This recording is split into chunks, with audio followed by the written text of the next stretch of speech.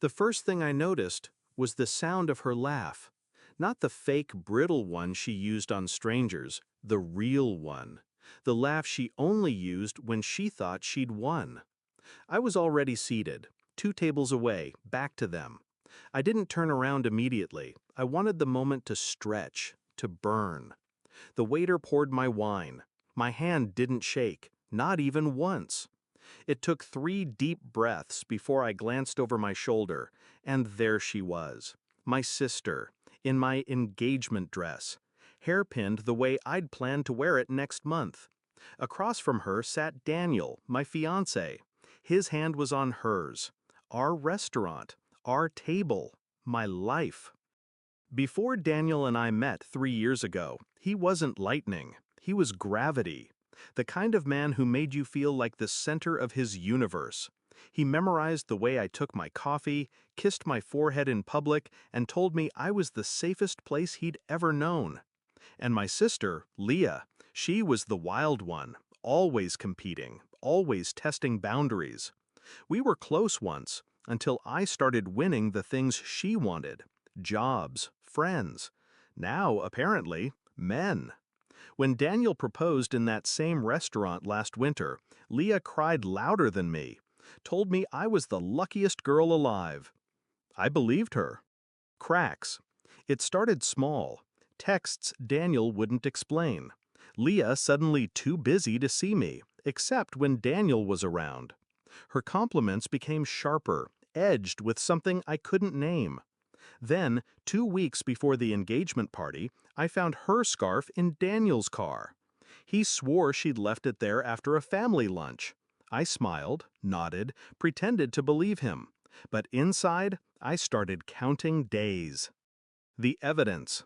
I didn't snoop. I waited. And last Thursday, fate handed me proof.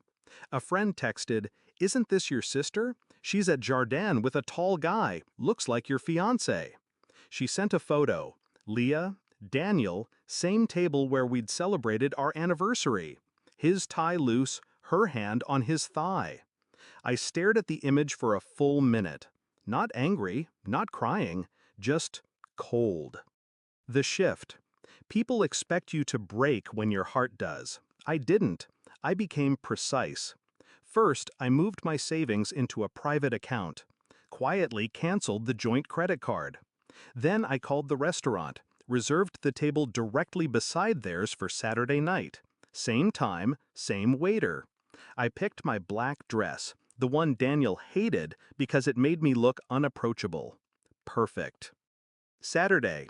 When I arrived, the maitre d' gave me a strange look. "They're already here," he whispered. Good. I sat, 2 tables away, close enough to hear their low voices. Daniel was leaning in, saying something about how it'll all be over soon. Leah laughed. That laugh. I ordered wine. The waiter, Mark, wasn't just a waiter. He'd been there for my proposal, our anniversaries, every milestone. He knew. And when I told him, "Send their bill to me," he didn't ask why. The play. Halfway through their meal, I stood, walked past their table slowly. Leah's eyes met mine first. She froze, fork midair. Daniel turned pale. "Evening," I said. No anger, no raised voice, just calm, measured venom. "You both look dressed for the occasion." Leah stammered something about coincidence. Daniel opened his mouth, closed it again. I leaned down just enough for only them to hear. "You should have picked another restaurant. And another dress." The strike. I straightened, handed Mark an envelope. Inside was a copy of the prenup Daniel didn't know I'd updated last month. And photos. The ones from my friend. "I'll take my check at the bar," I told Mark. Then to them, "Enjoy your meal. It's the last you'll have here."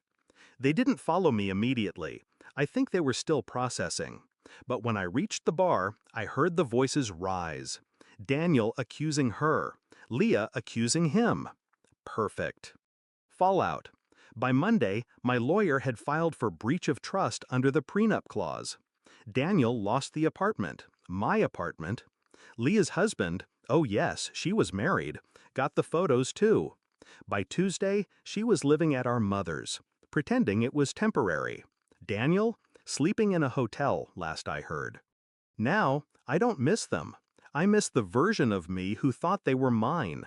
But she's gone. What's left is sharper, quieter. And when I hear laughter in a restaurant now, I don't flinch.